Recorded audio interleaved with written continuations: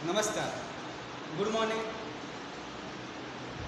આજે ધોરણ 10 વિષય વિજ્ઞાન અને ટેકનોલોજી ચેપ્ટર નંબર 15 આપણું પર્યાવરણ. વિદ્યાર્થી મિત્રો, આજે આપણે ચેપ્ટર નંબર 15માં આપણું પર્યાવરણ વિશે આજે એનો અભ્યાસ કરીશું. તો આપણે જોઈશું કે પર્યાવરણની અંદર એની અંદર કયા પ્રકારના જૈવિક અને અજૈવિક ઘટકો છે, તો એ વિશે આપણે વિશેષ માહિતી આજે ભાગ 1માં મેળવીશું. તો ચાલો વિદ્યાર્થી મિત્રો, આપણે જૈવિક ઘટકો એટલે કે જ્યારે કોઈ પ્રકારનું જંગલ હોય કે બગીચો હોય છે, તો વનસ્પતિ આપણે જોઈએ તો વૃક્ષો હોય, પ્રાણીઓ હોય, મનુષ્ય છે, પછી અલગ પ્રકારના જીવજંતુઓ હોય છે. અને જ્યારે અજૈવિક ઘટકોની વાત કરવામાં આવે તો વાતાવરણની અંદર આપણે કાર્બન ડાયોક્સાઇડ, પછી જે અમુક તાપમાન આવું જે હોય છે એને અલગ અલગ જૈવિક ઘટકો અને અજૈવિક ઘટકો એનું વિતરણ શેના પર આધાર છે? પર્યાવરણ ઉપર રહેલું હોય છે. તો પર્યાવરણના આધારે આપણે બે ભાગ પાડ્યા છે. બે ઘટકો છે, જૈવિક ઘટકો અને અજૈવિક ઘટકો છે. તો એ વિશેની હવે આપણે પૂર્ણ માહિતી મેળવીશું. તો પહેલા આપણે જોઈશું, જ્યારે કોઈ આપણે ન્યૂઝપેપરની અંદર અથવા સમાચારની અંદર અથવા ટીવી ઉપર કોઈ સમાચાર વાંચતા હોઈએ છીએ, તો એ વિશે આપણે પર્યાવરણ વિશેની દરેક માહિતી આપણે ન્યૂઝપેપર ઉપરથી અથવા ટીવી ઉપરથી અલગ અલગ પ્રકારની મળતી જોવા મળે છે. એને કયા પ્રકારના હવાની અંદર પ્રદૂષણ જોવા મળે છે એ આપણે શું કહી શકાય? પ્રકારનું પર્યાવરણ કહી શકાય છે. તો આપણે હવે આજે વિશેષ માહિતી આપણે આજે પર્યાવરણ વિશે એટલે કે એના જૈવિક અને અજૈવિક ઘટકો વિશે વિશેષ અભ્યાસ કરીશું. તો અહીંયા આપણે જે જોવા મળતું અહીંયા એક સુંદર વાતાવરણ કે પર્યાવરણ જે છે, બરાબર, જો કે કોઈ પ્રકારનું કોઈ સંસદીય હોય, બરાબર, તો તેની અંદર પણ અહીંયા પર્યાવરણ વિશે આપણે તો તેની અંદર આવતા જૈવિક અને અજૈવિક ઘટકો વિશે આપણે વધારે માહિતી મેળવીશું. એની અંદર આવતા સૂક્ષ્મ જીવો હોય, મનુષ્યો હોય, પ્રાણીઓ હોય, પછી જીવજંતુઓ હોય, તો એ વિશે આપણે ખાસ હવે એના પછી મિત્રો આપણે પોઈન્ટ લઈશું નિવસન તંત્ર. એની અંદર આવતા ઘટકો કયા કયા છે, તો એ વિશે આપણે આજે અભ્યાસ કરીશું. એમાં પહેલા જોઈશું આપણે જંગલની અંદર પર્યાવરણની અંદર આવતા વનસ્પતિ હોય છે, પછી પ્રાણીઓ જોવા મળે છે, સૂક્ષ્મ જીવો પણ જોવા મળે છે અને માનવ પણ જોવા મળે છે. આ ટોટલનું સંકુલ જે છે એ આપણે વાતાવરણ એટલે કે પર્યાવરણની અંદર આપણે જોવા મળતું હોય છે. પર્યાવરણ એટલે ચારે બાજુ વાતાવરણ જે થાય છે ક્રિયા, એ આપણે શું કહીશું? પર્યાવરણ કહી શકાય છે. તો પર્યાવરણમાં આવતા કયા પ્રકારના ઘટકો સમાવેશ કરીશું? વનસ્પતિ, પ્રાણીઓ, સૂક્ષ્મ જીવો અને માનવ. અને મિત્રો એની અંદર ખાસ આ બે પ્રકારો પડે છે. કયા બે ઘટકો છે?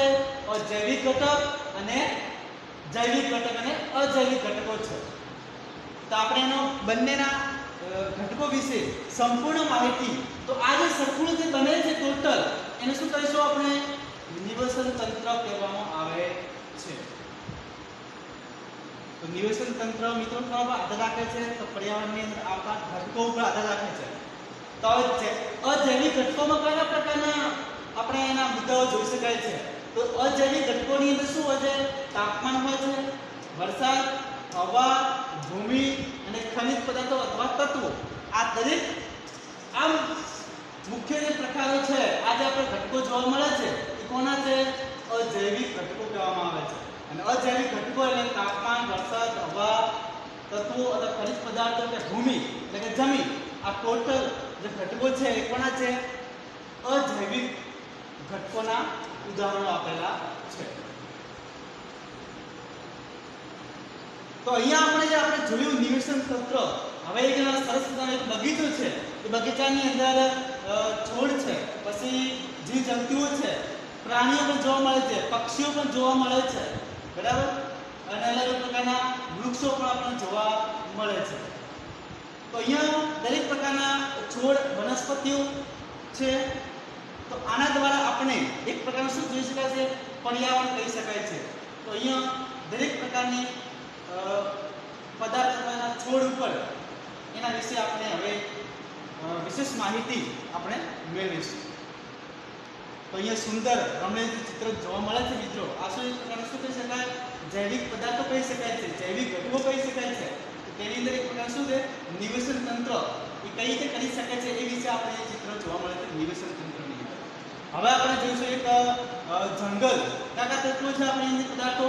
જંગલ ધારો કે વન છે, પછી તળાવ છે અને સરોવર છે. તો આ ટુકડાને શું કહીશું આપણે? નૈસર્ગિક નિવેશન તંત્ર. જે ઘટક પોતાનું સ્થાન જે ફિક્સ હોય છે, તો નૈસર્ગિક નિવેશન તંત્રની અંદર શું શું હોય છે? જંગલ હોય, તળાવ હોય અને સરોવર હોય. હવે એના બીજું આ નૈસર્ગિક નિવેશન તંત્ર છે, અને જ્યારે આપણે કૃત્રિમ નિવેશન તંત્ર જોવામાં આવે તેના કયા પ્રકારના ઉદાહરણ કહી શકાય? બગીચો અને ખેતર. તો બગીચો અને ખેતર એ વિજ્ઞાની મિત્રો આપણે મનુષ્ય જાતે બનાવેલા છે, તો એટલે શું કહેવામાં આવે છે? કૃત્રિમ નિવેશન તંત્ર કહેવામાં આવે છે. મિત્રો એક પ્રવૃત્તિ દ્વારા આપણે સમજીશું. અહીંયા એક માછલી ઘર દ્વારા આપણે, તો માછલી જ્યારે પાણીની અંદર હોય છે તો આપણે આચું દે અંદર પાણી ભરેલું છે, એટલે હવા બહાર જતી નથી. તો આ કાચની અંદર માછલી ઘર એની અંદર પૂરતી જગ્યા અહીંયા પાણી હોય છે અને એની અંદર ઓક્સિજન કઈ રીતે આપવામાં આવે છે, એમાં ખોરાક કઈ રીતે આપવામાં આવે છે. તો માછલી પાણીની અંદર રહેતી હોય તો પોતાનું નિવેશન તંત્ર કેવી રીતે જાળવી રાખે છે? તો માછલી પોતાની અંદર પાણીની અંદર પોતાના જીવન નિર્વાહ માટે પોતે જે સૂક્ષ્મ જે જીવો હોય છે એનો ખોરાક, પછી અલગથી આપણે ખોરાકને આપવામાં આવે છે, અને ઓક્સિજન પંપ દ્વારા એને હવાની જરૂર પડે છે, એટલે ઓક્સિજનની, અને એની અંદર માછલી ઘરની અંદર ઉગતી જે પાણીની ઉગતી જલજ વનસ્પતિઓ હોય છે, અલગ અલગ પ્રકારની વનસ્પતિઓ ઉગતી હોય છે, અને અંદર શું હોય છે? પ્રાણીઓ પણ, એટલે કે સૂક્ષ્મ જીવો પણ જોવા મળે છે. તો અહીંયા આપણે વનસ્પતિની અંદર આ એક પ્રકારનું શું છે? અહીંયા માછલી ઘર, તો એ વિશેની આપણે અહીંયા માહિતી. માછલી ઘર એ શું કેવું તંત્ર છે? અહીંયા સ્વનિર્વાહી તંત્ર કહેવામાં આવે છે. માછલી એ પોતાને સ્વ રીતે પોતાની જાતે અહીંયા એટલે કે પાણીની અંદર જે સૂક્ષ્મ જીવો હોય છે એના દ્વારા પોતાના ખોરાકનું નિર્માણ કરતા હોય છે. એટલે કે માછલીનું સંતુલન કેવું જોઈએ? એનું આહાર શૃંખલા કેવી હોય છે?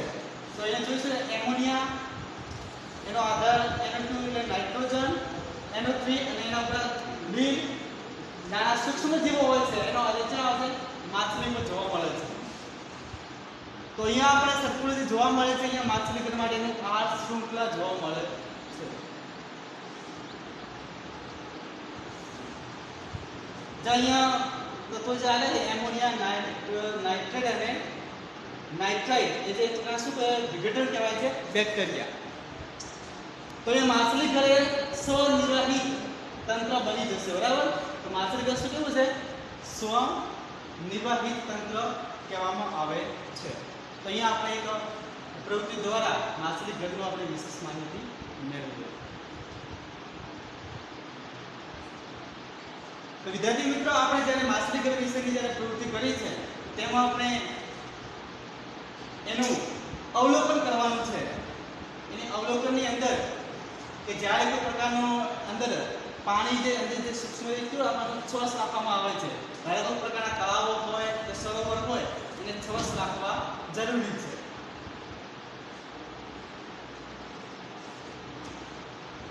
તેની અંદર ઉગતું જ્યારે કોઈ પ્રકારની અંદર અલગ અલગ પ્રકારના સૂક્ષ્મ જીવો હોય કે માછલીઓ હોય એ કેવો હોય છે? અંદર વૃદ્ધિ પામતા હોય, પ્રજનન કરતા, ઉષ્ણતંત્ર અને શ્વસન. એ માટે અહીંયા એ કોઈ તળાવો હોય કે સરોવર હોય છે એ કેવું રાખવું જોઈએ? સ્વસ્થ રીતે રાખવું જરૂરી છે. એના પછી થોડા સમય પછી આપણે પછી એની જોવામાં આવશે તો એનું ઉષ્ણ દ્રવ્યના ભરાવો જોવા મળશે મિત્રો. તો થોડા દિવસ પછી એનું આપણે નિરીક્ષણ કરીશું કે આપણે એક પ્રવૃત્તિ જોઈ માછલી ઘરની, તો એને થોડા દિવસો પછી આપણે શું જોવા મળશે? ભરચક જે આપણે આકૃતિ જોઈ હતી અહીંયા માછલી ઘર માટેની, એની અંદર અલગ અલગ પ્રકારના સૂક્ષ્મ જીવો શું હોય છે? વધારો જોવા મળે છે. એની અંદર ઉગતી વનસ્પતિઓ પણ હોય છે. તો પાણીમાં ઉગતી અલગ અલગ પ્રકારની વનસ્પતિઓ પણ જોવા મળે છે. તે સ્વયં સંચાલિત તંત્ર રચે છે.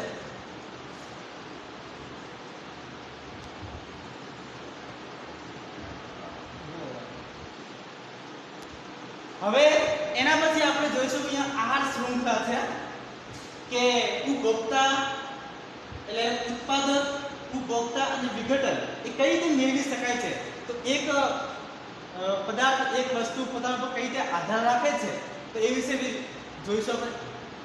ઉત્પાદકો જે વનસ્પતિ ઉગે છે એ સૂર્યના આધાર ઉપર એ ઉત્પન્ન થાય છે.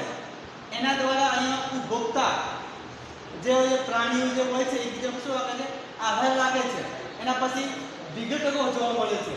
તો અહીંયા આપણે જે ઉત્પાદકો, ઉપભોગીઓ અને વિઘટકો કે એક પ્રકાર શું છે, આહાર શૃંખલા છે અને એક બીજા ઉપર આધાર રાખતો હોય છે, કહી શકાય છે પરોપજીવી કહી શકાય છે.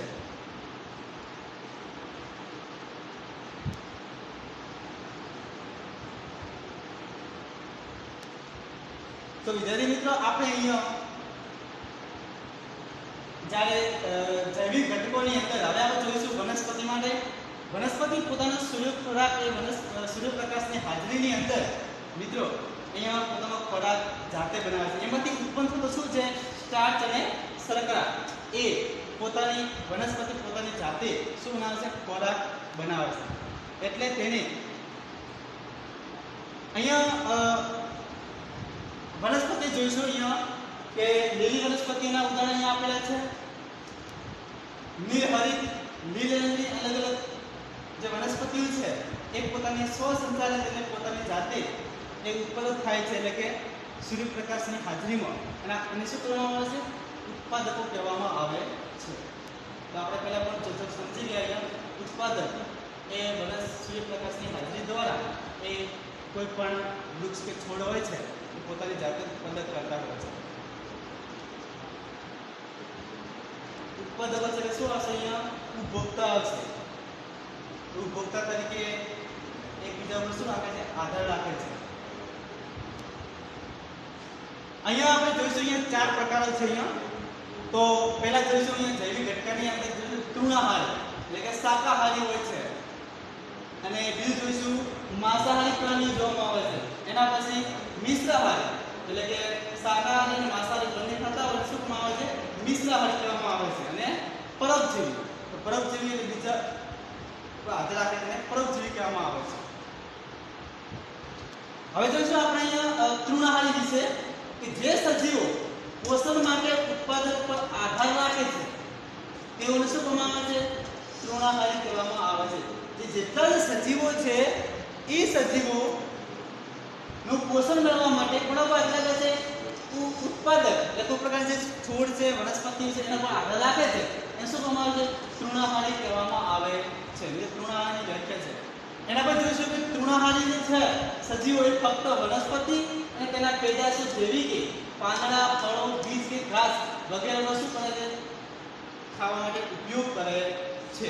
તેને શું કહીશું, તૃણાહારી સજીવો કહેવામાં આવે છે. તૃણાહારી સજીવો શું કહેવામાં આવે છે, ખાલી પાણી પર શું કરે છે, પાંદડાઓ હોય છે અને પર્ણ અથવા ફળનો ઉપયોગ જે કરે છે, તીતી ઘોડો છે, ચણતા પક્ષીઓ જે છે, હાથી જે છે, ફળ ખાતા ચામાચીડિયા, આ શું કહી શકાય છે, તૃણાહારી એટલે કે શાકાહારી વર્ગની અંદર બધો સમાવેશ કરવામાં આવે છે. એના પછી બીજો પોઈન્ટ લઈશું, માંસાહારી કોને કહેવામાં આવે છે, કે જે સજીવો પોષણ માટે તૃણાહારી સજીવો પર આધારિત છે. કોના ઉપર છે, તૃણાહારી સજીવો ઉપર આધારિત હોય તેને શું કહેવામાં આવે છે, માંસાહારી કહેવામાં આવે છે. એટલે કે જે પ્રાણીઓ છે એ તૃણાહારી જે સજીવો પ્રાણીઓ જે હોય, પક્ષીઓ હોય એને જ્યારે ખાય છે એને શું કહેવામાં આવે છે, માંસાહારી કહેવામાં આવે છે. તો મિત્રો એ ચિત્ર તમે જોઈ શકો છો. તો એ બીજા ઉપર આધાર રાખે છે, તૃણાહારી પ્રાણીઓ ઉપર, તૃણાહારી સજીવો ઉપર આધાર રાખે છે એને શું કહેવામાં આવે છે, માંસાહારી વર્ગની અંદર લેવામાં આવે છે. તો આજે આપણે ચિત્ર જોવા મળે છે કોના છે, માંસાહારી પ્રાણીઓ જોવા મળે છે. એના પછીનો પોઈન્ટ લઈશું આપણે મિશ્રાહારી. તો વનસ્પતિ પેદાશો એટલે કે ઉત્પાદન જે ઉગે છે તે અને પ્રાણી પેદાશોનું રક્ષણ કરતા હોય તેવા સજીવો શું કહેવામાં આવે છે, મિશ્રાહારી. એટલે કે વનસ્પતિ પેદાશો ઉત્પાદન થાય છે તે અને માંસાહારી આ બંને જે પક્ષીઓ પોતાના ખોરાક માટે ઉપયોગ કરતા હોય તેને શું કહેવામાં આવે છે, મિશ્રાહારી કહેવામાં આવે છે. તો આપણે જોઈશું અહીંયા મનુષ્ય એક શું કહી શકાય? મનુષ્ય એ મિશ્રહારી કહેવામાં આવે છે. તો અહીંયા અલગ અલગ પ્રકારના મિત્રો મિશ્રહારીના સજીવોના ઉદાહરણ આપ્યા છે, બરાબર? તો દરેકે ઉદાહરણ કેવા છે? અહીંયા મિશ્રહારી પ્રાણીઓ વિશે કહી શકાય છે. મનુષ્ય ફળો, શાકભાજી, કઠોળ, ધાન્ય આજુબાજુ ઉત્પાદક એટલે વનસ્પતિના પેદાશો કહી શકાય છે. બીજી તરફ મનુષ્ય એ પ્રાણીના પેદાશ તરીકે માછલી, માંસ તરીકે ખોરાક તરીકે ઉપયોગ કરે છે, એટલે બીજું કહી શકાય છે અહીંયા માંસાહારી. મનુષ્ય એક શું કહી શકાય છે? માંસાહારી કહેવામાં આવે છે. હવે એના પછીનો નવો છેલ્લો પોઈન્ટ છે પરોપજીવી સજીવો. તો પરોપજીવી સજીવ કોને કહેવામાં આવે છે? ધારો કે અમુક પ્રકારની બીજા પર એટલે કે કોઈ સૂક્ષ્મ જીવો કે પાણીની અંદર ઉગતી જે સૂક્ષ્મ જે વનસ્પતિઓ છે, ધારો કે અમરવેલ છે, આપીડ, ઈતરડી, આ જે છે પરોપજીવી. પછી પરોપજીવી સજીવો સ્વતંત્ર રીતે જીવી શકતા નથી, એટલે કે જેનો આધાર લેવો પડે છે. કયા કયા છે? જૂ છે, જળો છે અને પટ્ટીકૃમિ. આ દરેક પ્રકારની સજીવો છે એ કેવા છે? પરોપજીવી છે, એટલે કે બીજા પર આધાર રાખે છે. પરોપજીવી સજીવોએ પોષણ મેળવવા માટે અન્ય સજીવ એટલે કે યજમાનના શરીરની અંદર અથવા બહાર વસવાટ કરતા હોય છે. એટલે કે આ જે સજીવો છે એ એકબીજા પર આધાર રાખતા હોય છે, એટલે શું કહેવાય? પરોપજીવી કહેવામાં આવે છે. જેવા કે કૃમિ જેવા ગરમીય પ્રાણીઓની અંદર આંતરડાના પરોપજીવી તરીકે પણ જીવન ગુજારતા હોય છે. જે પ્રાણીઓ હોય છે એની પણ કર્મયા તરીકે, કૃમિ તરીકે પણ એ શું હોય? આંતરડાની અંદર પોતાનું જીવન પણ ગુજારતા જોવા મળે છે. તો અહીંયા પરોપજીવી એટલે કે સૂક્ષ્મ જીવો જે હોય છે નાના એ પણ પોતે વસવાટ એ પરોપજીવી તરીકે ઓળખવામાં આવે છે. ધારો કે ઈતરડી છે, તો જળો છે, એ એક પ્રકારનું શું કહી શકાય છે? એ પરોપજીવી તરીકે ઉદાહરણ લેવામાં આવે છે. આપણે એવું બધા આગળ પ્રવૃત્તિ કરી ચૂક્યા છીએ કે માછલી ઘર જોયું હતું, તો તેની અંદર આપણે જોયું માછલી ઘરની અંદર એ પાણીની અંદર ઉગતી અલગ પ્રકારની વનસ્પતિઓ હોય છે, માછલીઓ હોય છે, સૂક્ષ્મ પણ જીવો અંદર જોવા મળે છે. હવે આપણે અહીંયા કે દરેક જ્યારે સજીવ મરી જાય છે તો શું કે કદી એનું એટલે કે ફરીથી એની અંદર ઉગતી કેટલી પ્રકારની વનસ્પતિઓ હોય છે? ધારો કે જીવાણુ એટલે કે બેક્ટેરિયા હોય, ફૂગ હોય છે, અને તરત જોઈ માછલીઓ પણ અને અલગ પ્રકારની શું હોય છે? વનસ્પતિઓ પણ જોવા મળે છે. તો મિત્રો અહીં કહી શકાય છે કે સૂક્ષ્મ જીવો એ જટિલ કાર્બનિક પદાર્થોનું સરળ અને અકાર્બનિક પદાર્થો શું કરે છે? વિઘટન કરે છે. તો વિઘટન કયા પદાર્થો કરતા હોય છે? તો જટિલ કાર્બનિક પદાર્થો અને અકાર્બનિક પદાર્થો. કાર્બનિક પદાર્થો એટલે કેવા પદાર્થો? એ જોઈશું આપણે કે જ્યારે કે એમોનિયા છે, નાઇટ્રેટ કે બેક્ટેરિયા જે અલગ અલગ પ્રકારના છે, પછી નાના લીલ છે, સૂક્ષ્મ સજીવો છે નાના, એ પણ એનું પોતાના એકબીજા ઉપર અહીંયા પરોપજીવી તરીકે મિત્રો અહીંયા લેવામાં આવે છે. અહીંયા બીજું અહીંયા કે શું એ વિઘટકોની ગેરહાજરીમાં પણ ભૂમિની પ્રાકૃતિક રચના પૂર્ણ થઈ શકે ખરી? તો મિત્રો શું અહીંયા ફરીથી એની ગેરહાજરી હોય તો શું ફરીથી એ ઉત્પન્ન થઈ શકે છે? તો અહીંયા એક ખેતર છે, એના અંદર પોષક દ્રવ્ય એટલે ખેતરની અંદર પાકના એની પોષક દ્રવ્યો અને તત્વોની વાત કરવામાં આવે છે. ત્યારે ખેડૂત છે એ કૃત્રિમ ખાતરો તરીકે જમીનની અંદર નાખવામાં આવે છે. કયા પ્રકારના હોય છે?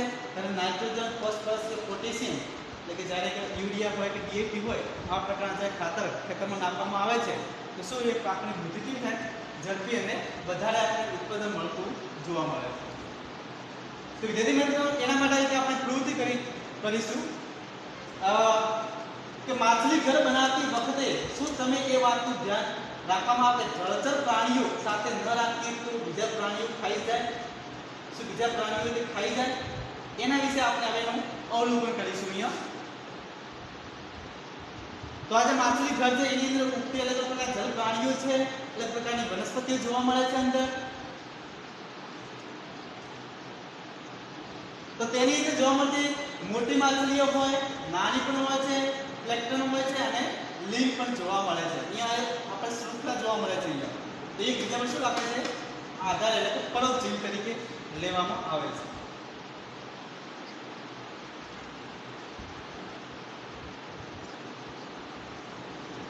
આ જે આપણે શૃંખલા છે કઈ છે પરોપજીવી તરીકે. હવે આપણે અહીંયા પર જોઈશું અહીંયા આની અંદર જલદ નિવસન તંત્ર એટલે કે પાણીની અંદર પોતાનું રહેઠાણ કેવી રીતે કરે છે એ તળાવમાં જોવા મળતી આહાર શૃંખલા વિશેનો આપણે અભ્યાસ કરવાનો છે. એટલે તળાવ છે તેની અંદર નિવસન તંત્ર માછલીઓ કઈ રીતે કરે છે તો તેની અંદર પ્રાથમિક ઉપભોક્તા પાણીની ઉગતી વનસ્પતિ પેદાશ છે. ધારો કે લીફ છે પાંદડાવાળી, બરાબર, તો એનો પ્રતીક તરીકે તૃણહારી સજીવો લેવામાં આવે છે. અને એના પછી અહીંયા નાની માછલીઓ હોય, મોટી હોય એટલે શું લેવામાં આવે છે માંસાહારી તરીકે લેવામાં આવે છે.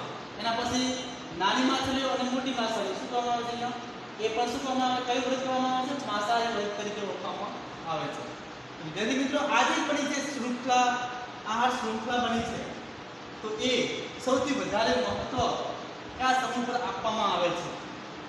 તો અહીંયા આપણે આહાર શૃંખલા જે જોવા મળે છે એ મોટી માછલી એ નાની માછલી પર આધાર રાખે છે, પ્લેટેન ઉપર અને લીલ ઉપર અને પેદાશો પર જોવા મળે છે. અને જ્યારે ઉત્પાદક છે એ કેવું છે સ્વયંપોષી છે, એટલે પોતાની જાતે એ ઉત્પન્ન થાય છે. અને હરિતદ્રવ્ય અને સૂર્યપ્રકાશની હાજરીમાં પ્રકાશનની શ્વસનની ક્રિયાની હાજરીમાં આ પોતાની ખોરાક જાતે બનાવે છે. તેમાંથી શર્કરા અને સ્ટાર્ચ ઉત્પન્ન કરે છે. તો વનસ્પતિ એક સ્વયંપોષી તરીકે ઓળખવામાં આવે છે, એ પરોપજીવી તરીકે ઓળખવામાં આવતું નથી. વિદ્યાર્થી મિત્રો હવે આપણે જોઈશું આહાર શૃંખલા તેમજ આહાર અને જાળ અને પોષણ શૃંખલા વિશે પોષણ જાળ વિશે માહિતી મેળવવાની છે. આપણે જોઈ ગયા કે લીલ, પ્રજીવ અને નાની માછલી, મોટી માછલી એમ પ્રાથમિક તૃણાહારી માંસાહારીને આ દરેક એ આપણે એના આહાર શૃંખલા વિશે અભ્યાસ કરીશું. તો હવે આપણે પહેલું પોઈન્ટ લઈશું જૈવિક સ્તર, જૈવિક ઘટક વિશેની માહિતી મેળવીશું. જૈવિક ઘટકની અંદર આપણે ભણી ગયા અહીંયા કે શરૂઆતનો ઘટક કયો હોય છે વનસ્પતિ ઉત્પાદક હોય છે. વનસ્પતિ પેદાશો એટલે કે ઉત્પાદક એ સૂર્યપ્રકાશની હાજરીની અંદર. વિદ્યાર્થી મિત્રો હવે આપણે એની જૈવિક ઘટક વિશેની માહિતી, તેની અંદર આપણે જોયું હતું કે આહાર શૃંખલા કઈ રીતે મેળવી શકાય છે એકબીજા ઉપર આધાર રાખીને. તો આપણે જોયું હતું ઉત્પાદક એટલે કે વનસ્પતિ પેદાશ એ પોતાની જાતે ખોરાક બનાવે એટલે સ્વયંપોષી કહેવામાં આવે છે. ધારો કે આ વૃક્ષ કે છોડ જે હોય છે વનસ્પતિ પોતાની જાતે બનાવે છે. પછી એનો નાના સજીવો આનું ભક્ષણ કરે છે. પછી એના પછી મોટા સજીવો જે માછલીઓ હોય છે એ કોના ઉપર આવે છે નાના સજીવ ઉપર. પછી મોટી માછલીઓ એટલે માંસાહારી જે હોય છે એ કોના પર આવે છે નાની માછલી પર આધાર રાખે છે. તો આ રીતે આ શૃંખલા જે છે તો એને આપણે અહીંયા બતાવી છે અહીંયા કે ઉત્પાદક, પ્રાથમિક ઉપભોક્તા, દ્વિતીય ઉપભોક્તા અને તૃતીય ઉપભોગી, બરાબર. તો અહીંયા શું આહાર શૃંખલા આપણે જોવા મળે. તો વિદ્યાર્થી હવે ચિત્ર દ્વારા આપણે ધારો કે અહીંયા એક જંગલ છે, અહીંયા તૃણભૂમિ છે એટલે જમીનની અંદર એ કઈ રીતે આવે અને ખાબોચિયાની અંદર. તો અહીંયા આહાર શૃંખલા કઈ રીતે જોવા મળે. ધારો જંગલ છે તો વનસ્પતિ એ કોણ ખોરાક કરશે હરણ કરે, વનસ્પતિ પર આધાર રાખે છે. અને હરણનો શિકાર કોણ કરશે સિંહ તો બાઘ જંગલ જે હોય છે એ આધાર રાખતું હોય છે. એ રીતે તૃણભૂમિની અંદર આપણે આહાર શૃંખલા જોવા મળે છે. અને ખાબોચિયા એટલે કે તળાવ કે સરોવર હોય છે એમાં સૂક્ષ્મ જીવો કઈ રીતે આધાર રાખે છે આપણે અહીંયા જોવા મળે છે. એમાં આપણે એના પ્રકારો પડે કે પ્રથમ ચરણ, દ્વિતીય ચરણ અને તૃતીય ચરણ અને ચોથું ચરણ, એ 4 ચરણની અંદર એની વહેંચણી કરવામાં આવે છે. તો પહેલા અહીંયા આપણે સૂર્યપ્રકાશની હાજરીની અંદર પહેલો પોઈન્ટ શું જોઈશું ઉત્પાદકો. તો ઉત્પાદક એ સૂર્ય ઊર્જા સૂર્યપ્રકાશની હાજરીની અંદર એ ઉત્પાદકો વનસ્પતિ પેદાશ પોતાની જાતે થાય છે. પછી અહીંયા વિષમપોષીઓ અથવા ઉપભોગીઓ એ વનસ્પતિને શું કરે છે ખોરાક તરીકે ખાય છે. તો અહીંયા પ્રથમ પોષક ઘટક તરીકે ઓળખવામાં આવે છે અને એને સ્વયંપોષી અથવા ઉત્પાદક તરીકે ઓળખવામાં આવે છે. વિદ્યાર્થી મિત્રો આપણે જોઈશું અહીંયા દરેક પોષક સ્તરના ચરણ વિશે આહાર શૃંખલામાં. પ્રથમ પોષક સ્તર, દ્વિતીય પોષક સ્તર અને ત્રીજું પોષક સ્તર અને ચોથું પોષક પોષક સ્તર. તો દરેક જે ઘટક છે જે આહાર શૃંખલા જોવા મળે છે આપણને. તો પહેલા જોઈશું વનસ્પતિ પેદાશ છે, તેનો ખોરાક, જે પ્રાથમિક ઉપભોક્તા હોય છે એટલે શાકાહારી જે વનસ્પતિઓ સજીવો હોય છે એનો આધાર કોના પર રાખે છે? સ્વયંપોષિત ઉત્પાદન પર આધાર રાખે છે. અને શાકાહારી જે સજીવો છે એનો આધાર દ્વિતીય ઉપભોક્તા જે છે એ પ્રાથમિક ઉપભોક્તા પર આધાર રાખે છે. પછી જે દ્વિતીય ઉપભોક્તા છે એને શું કહીશું? નાની માંસાહારી સજીવો જે છે એનો ખોરાક કોણ કરે છે? તો તેનો ખોરાક મોટા જે માંસાહારી પ્રાણીઓ છે, સજીવો છે, એ તૃતીય ઉપભોક્તા તરીકેનો ખોરાક એ ત્રીજા ઉપર કરશે, ત્રીજું સ્તર આવશે.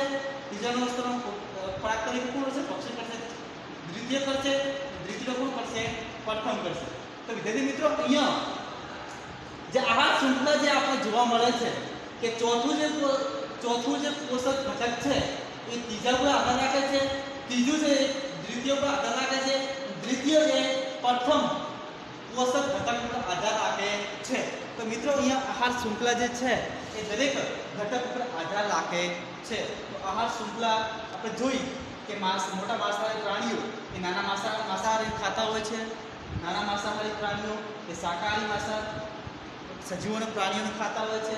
અને પ્રાથમિક ઉપભોક્તા જે એટલે કે શાકાહારી પ્રાણીઓ સજીવો છે એ સ્વયંપોષિત એટલે ઉત્પાદકો જે હોય છે એને વનસ્પતિ પેદાશોને પોતાનો ખોરાક કરતા હોય છે.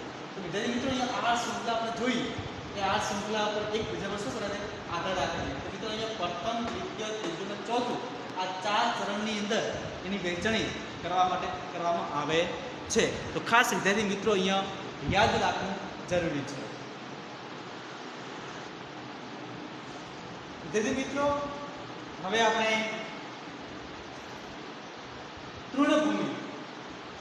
તૃણભૂમિ એટલે કે જમીન ઉપર એની આહાર શૃંખલા એના વિશે આપણે સમજીશું. તો અહીંયા આપણે વનસ્પતિ જોવા મળે છે. ધારો કે અહીંયા પ્રકારની વનસ્પતિ છે કે જમીન પેદાશની ઉપર ઉગતી વનસ્પતિઓ જે ઘાસ તરીકે એને શું કહેવામાં આવે છે? ઘટક ઉત્પાદક તરીકે ઓળખવામાં આવે છે. અને ત્યાં પણ રહેતું સજીવ શું છે? તિથિ ઘોડો છે. આ તિથિ ઘોડો શું છે? એ પ્રાથમિક ઉપભોક્તા તરીકે ઉપયોગ કરવામાં આવે છે. બરાબર? એનો તો પ્રાથમિક ઉપભોક્તા એ તિથિ ઘોડો પોતાનો ખોરાક ક્યાંથી મેળવશે? ઘાસ તરીકે પોતાનો ખોરાક તરીકે મેળવે છે. તિથિ ઘોડો એ પોતે પ્રાથમિક ઉપભોક્તા કહી શકાય છે. એટલે પ્રથમ ચરણ એટલે દ્વિતીય ચરણ કહી શકાય. એ શું કહે છે? અહીંયા ઉત્પાદક તરીકે ઘાસ તરીકે પોતાનો ખોરાક અહીંયા કરે છે. એના પછી આપણે જોઈશું અહીંયા નંબર 2 દેડકો. તો અહીંયા દેડકો છે એ પોતાનો ખોરાક એ તિથિ ઘોડા પર આધાર રાખે છે. તો દેડકો અહીંયા પોતાનો ખોરાક એ તિથિ ઘોડા પર આધાર રાખે છે. પછી દેડકાનો ખોરાક કોણ કરશે? એનું ભક્ષણ કોણ કરશે? તો સાપ એ દેડકા ઉપર આધાર રાખે છે. અને સાપ છે એના પર ભક્ષણ કરે, એને કોણ ખાશે? ત્યારે એના પર કોણ આવશે? અહીંયા ગીધ, જે ગરુડ કહેવામાં આવે છે, બાજ, એ સાપનું ભક્ષણ કરવામાં આવે છે. તો વિદ્યાર્થી મિત્રો અહીંયા જે આહાર શૃંખલા પર જોવા મળે છે તો આહાર શૃંખલા એક પર આધાર રાખતું આપણે અહીંયા જૈવિક પદાર્થની અંદર આપણે જોવા મળે છે કે તૃણભૂમિની અંદર કઈ રીતે એનો આધાર રાખે છે. આપણે એની વિશેષ માહિતી આપણે અહીંયા જોઈ છે. તો આપણે એને હવે દરેક વિશેષ માહિતી પૂર્વક જોઈશું.